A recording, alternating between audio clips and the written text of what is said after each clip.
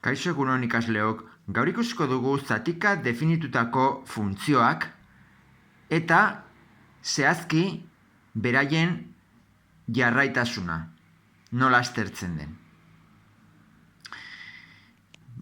Baldin badaukagu adibidez zatika definitutako funtzio hau, bai?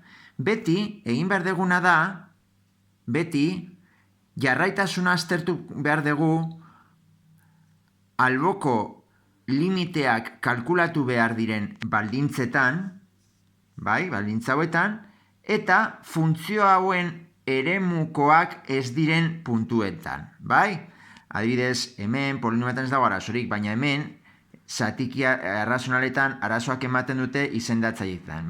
Hor ere bai, puntu horietan, egin behar dugu jarraitasuna aztertu. Kasu honetan, aztertuko dugu -1 puntuan, bai? Ikusten dezute, aztertzen dugula -1 eskerretik eta -1 eskubitik.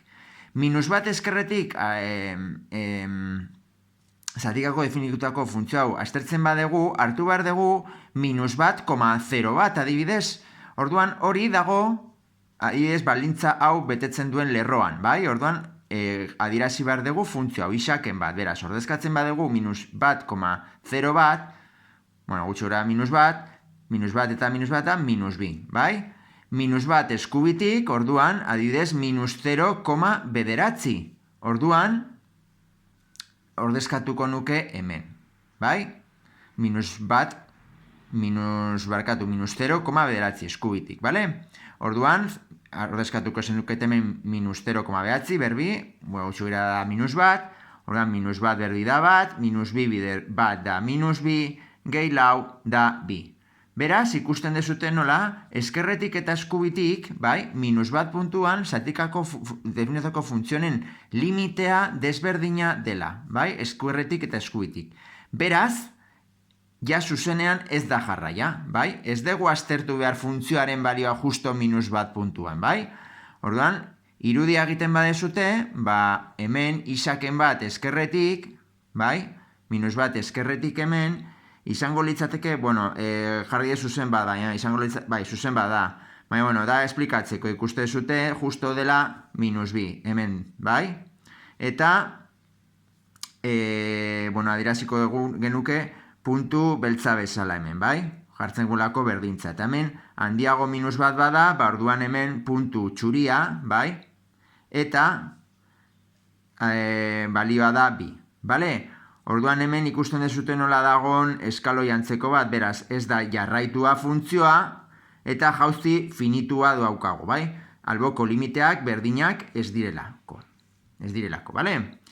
Bueno, kasu honetan, hemen daukagu beste bat, eta, bueno, aztertu behar dugu bai -1 puntuan, baldintzan, eta baita ere hemen isa berbiken lau berdin 0 egiten duen puntuan. Kasu horretan daukagu 2 eta -2, bai, beko egiten duelako 0, errorea ematen duelako. Beraz, aztertu behar dugu -1, 2 eta -2, bai?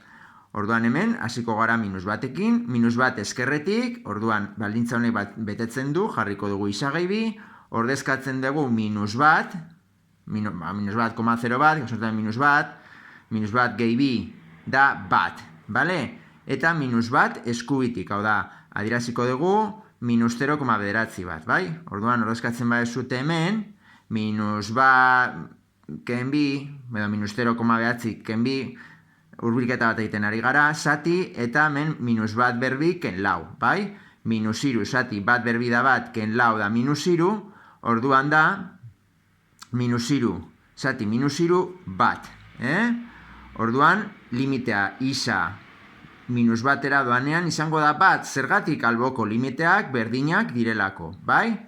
Orain, jarraia dela jakiteko, orduan, ordezkatu behar dugu, -1 puntuan, zenbat ematen duen funtzionek, -1, justo balintza honek betetzen du, bai? Delako txikiago do berdin -1, ordezkatu zenmez, -1 gehi 2 da, -1 gehi 2 bat, bai?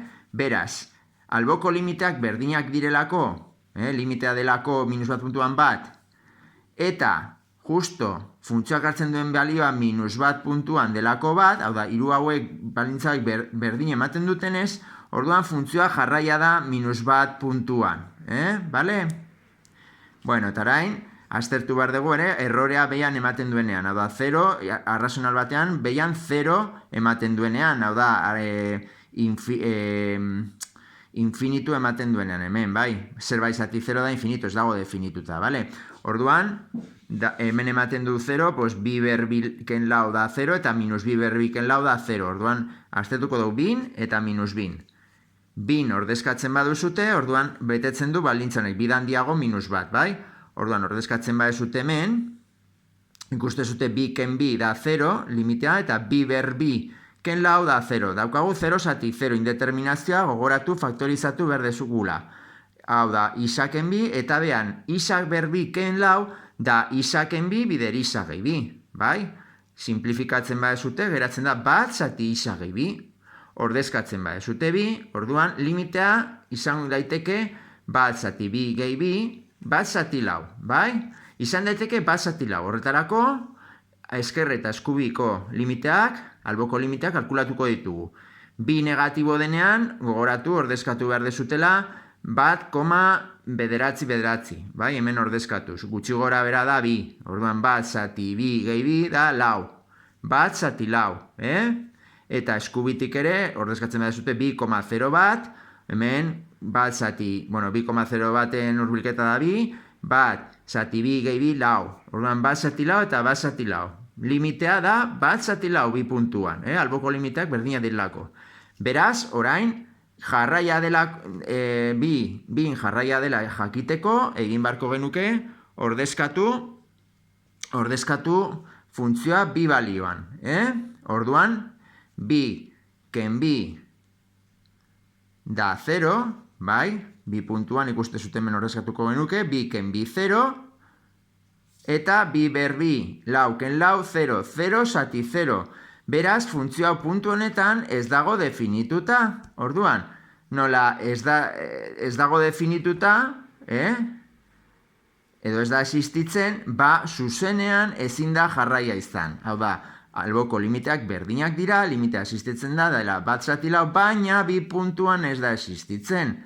Grafikoa egiten badezute, aterako litzateke horrela, eskubitik horrela, bat zati lau altueran, eta hemendikan ere bai. Baina, hemen dago utxune bat, justo bi puntuan, definituta ez dagolako. Beraz, dakagu etenune gaindigarria, bai? Alboko limiteak berdinak dira, baina justo bi puntuan ez dago definituta funtzioa. Bueno, gero hemen daukazute beste bat, bai? Desberdin lau denean, hemen tatxatuta dago, baina izango litzateke isaberoiken amaz izati isaken lau, eta orduan aztertu behar dugu lau puntuan, baldintzan, bai? Orduan, baldintzan aplikatzen badezute, argi dago, aterako zitzaigula limitea lau eskerretik, isa berbiken amaz izati isaken lau, baina 0 zati 0 ateratzen denez, egiten deguna da faktorizatu eta simplifikatu. Beraz, geratuko litzateke isa gehi lau. Orduan, isa gehi lau ordezkatzen badezute lautik eskerretik gozo gertu dagoen zenbaki bat, ahiez 3,9, ateratzen da 8, bai? Eta lau eskuinetik, 0,0 bat, lau gehi lau 8, bai?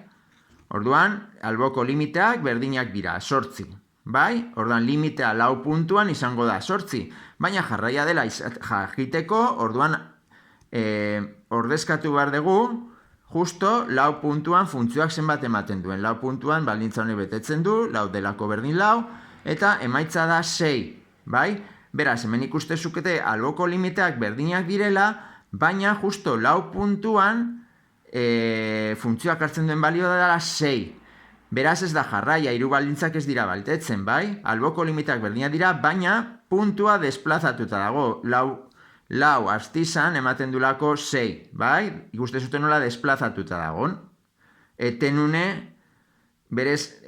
gaindigarri bat da, baina kasu horretan falta da puntua. Bueno, eta azkeneko adibidean ikuste zutemen, zatika definitutako funtzion hau, eta aztertu behar dugu baldintzetan, bai, beti bezala. Orduan, bi eskerretik atertzen badezute 1,9, hemen ordezkatuz, 1,9 edo 2, hurbilketa, 2 da -1. Bi eskubitik, adibidez 2,01, orduan betetzen du baldintza honek, 2,01 delako handiago 2, orduan ordezkatuz hemen, hurbilketa, erabiliz, bider 2, edo bider 2,01 da lau, gutxi gora beraken bost, -1. Berdinak dira, beraz, limitea, 2 puntuan izango da -1. Orain, beste balintza da, justo puntu honetan funtzioak abertze balio hartzen duen. Hemen ikuste zute ezin dudala ordezkatu, ez dagolako berdintzarik hemen. Orduan, ezin da ordezkatu, eta beraz, ez da existitzen funtzioa bi abstizan, hau da, definitu gabe geratzen da. Egiten badezute hemen grafikoa, ikusten dezute nola justo 2 puntuan utxune bat izango dugula, baina esker eta eskubikoak berdinak dira, -1. Baina, hiru balintza betetzen ez direnez, hemen ikusten dezute eta utxunea dagoelako, ez da jarraia zatika definitutako funtzio hau 2 puntuan, edo astizan, bale? Bueno, hau da zatika definitutako funtzioi buruz jarraitasuna aztertuz, jakin behar dezutena.